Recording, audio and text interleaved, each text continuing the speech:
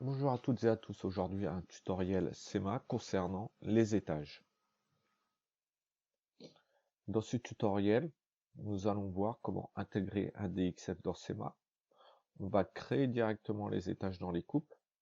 On va voir la modification d'étages et la notion de plancher fini. Les étages ou niveaux peuvent se gérer dans le gestionnaire graphique. On y accède en cliquant dans la case. L'étage avec l'étoile est celui dans lequel on travaille.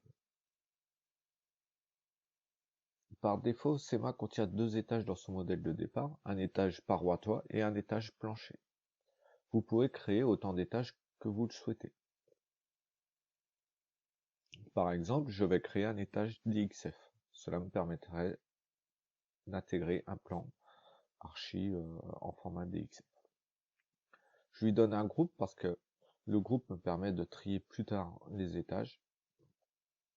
Je lui donne un nom et soit je lui donne un sigle ou je laisse SEMA gérer le sigle. Une fois l'étage créé, je l'ouvre en cliquant sur la case ouvrir. On peut apporter maintenant les plans DXF. Cela, je vais dans Fichier, Import DXF.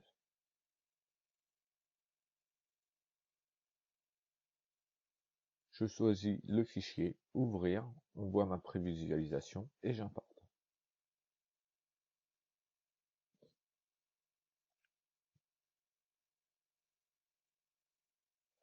Je nettoie mon plan en faisant macro dégrouper. Je supprime ce qui ne m'intéresse pas en sélectionnant les éléments. J'oublie pas de regrouper avec macro regrouper.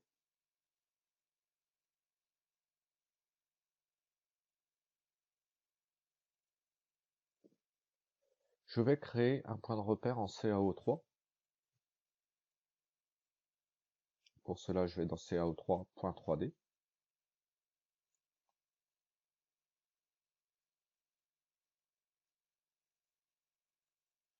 Je vais maintenant créer une coupe verticale qui va passer par ce point 3D. Ce point 3D me servira de repère pour caler mon DXF en coupe et pour avoir mon niveau 0. Je peux sauvegarder la coupe en dynamique. On voit ici le point de repère qui est en Z0. Et je vais importer une coupe DXF. Je choisis ce fichier, j'ouvre et j'importe.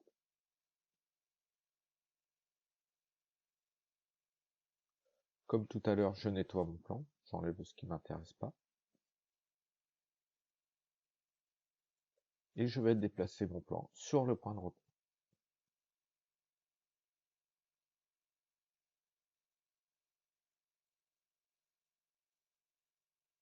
Je déplace le nom de la coupe.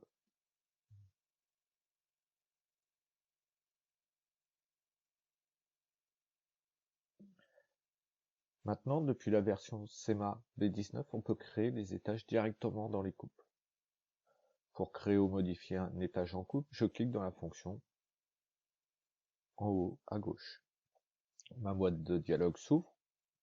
Je clique sur le menu de déroulant et je sélectionne Créer étage.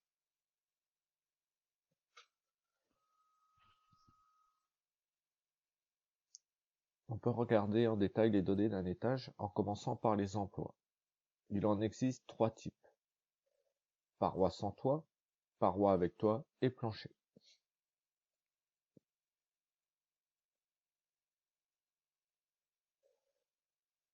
La hauteur de référence change selon le type d'emploi. Paroi sans toit ou paroi avec toit ont référence face inférieure de la paroi. Un étage de type plancher a une référence face supérieure. En regardant le croquis, vous comprendrez mieux comment cela fonctionne. Maintenant, créons nos étages.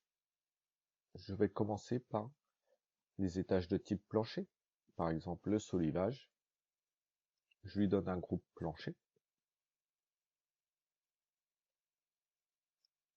Je lui donne un nom, Solivage et un sigle.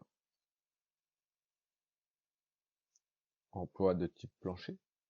Je clique OK. On voit apparaître une ligne dans la boîte. La hauteur et le nom du niveau de l'étage apparaissent sur le plan. Je vais venir cliquer le point sur mon plan. Je donne toujours la valeur brute de mon solivage.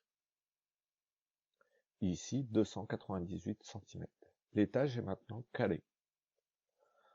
On appuie sur Entrée pour créer un nouvel étage. Et je vais, par exemple, ici, créer mon étage implantation. C'est-à-dire, c'est l'étage où il va y avoir de dessiner mes listes d'implantation. On appelle le groupe ossature. On appelle la désignation implantation. Le sigle, je définis IMP. L'emploi sera de type plancher, tout simplement parce que on va travailler essentiellement en vue de dessus et les plans de pose seront aussi en vue de dessus.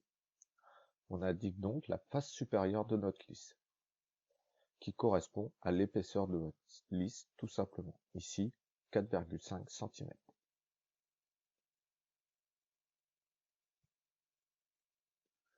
On va maintenant créer l'étage pour les murs du rez-de-chaussée.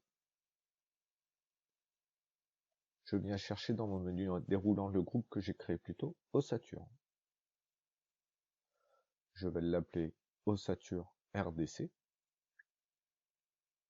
Et le sigle, je vais mettre mur rez-de-chaussée.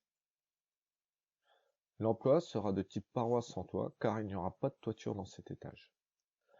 La référence d'une paroi, d'un étage paroi, face inférieur étage, donc le bas de mon mur, ici qui correspond à ma liste d'implantation, 4,5 cm. Avec cette fonction, on peut aussi recaler des étages existants. Par exemple, l'étage comble toiture, paroi toit, n'est pas à la bonne hauteur. Je peux sélectionner dans le menu déroulant l'étage paroi toit et venir cliquer la nouvelle hauteur de référence. Dans ce cas, je lui mets la hauteur du solivage.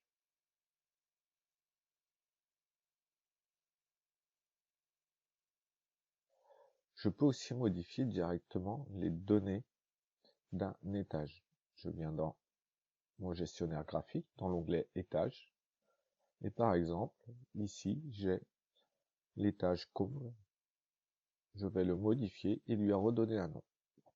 Je vais changer le groupe, par exemple charpente.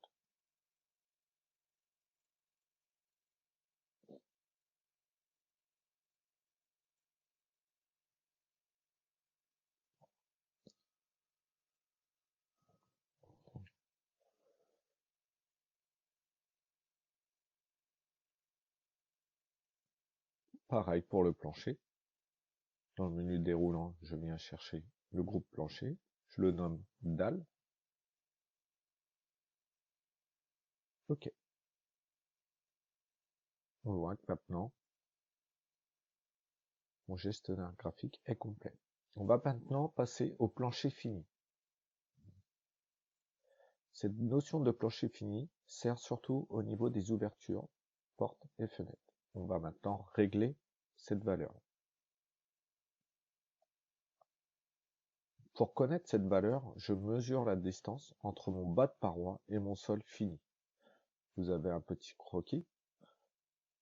Donc ici, on aura 11,5 cm.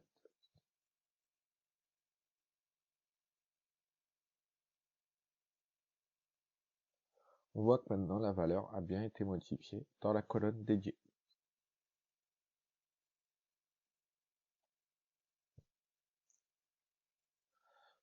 On va regarder un petit peu plus en détail les fonctions du gestionnaire graphique. Vous pouvez trier les étages selon les colonnes.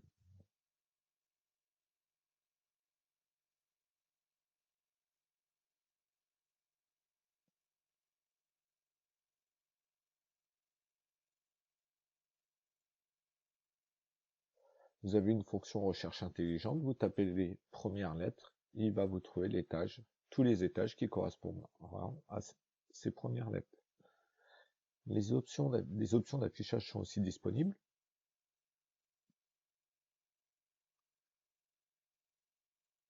qui vous permet un étage personnalisé de chaque étage du plan.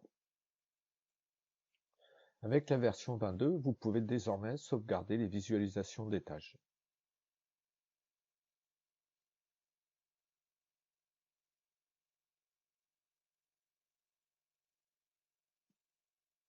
Une fois dans notre vue en plan, vous pouvez accéder rapidement aux étages en cliquant sur les flèches de défilement.